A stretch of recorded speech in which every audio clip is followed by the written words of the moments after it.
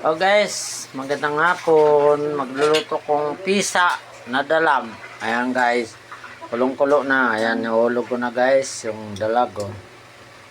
Ayan guys oh. Ayan. Nahulog ko na yung dalag guys. Para nagpakulo ako. Kasi yan ang request ng aking manager.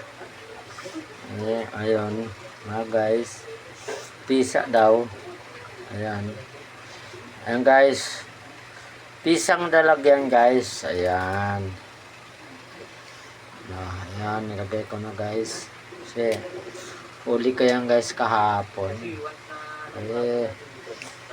Ayoko namang gusto ng manager ko. Pisang dalag.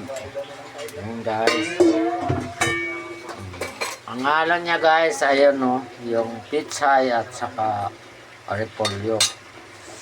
Ayan guys, yan. Update na lang ako sa iyo mga guys sa pagluto na. Bye-bye na mga guys. Ayan guys, luto na yung pisa ko na dalag. Ayan guys, so. Ayan na. Hindi ko na, papatayin ko na guys.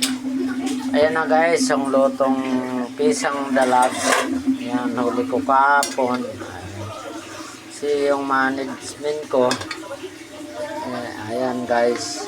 Ayan, pinisa ko yan guys. Ayan yung product na. Tikman ko muna guys kung anong lasa.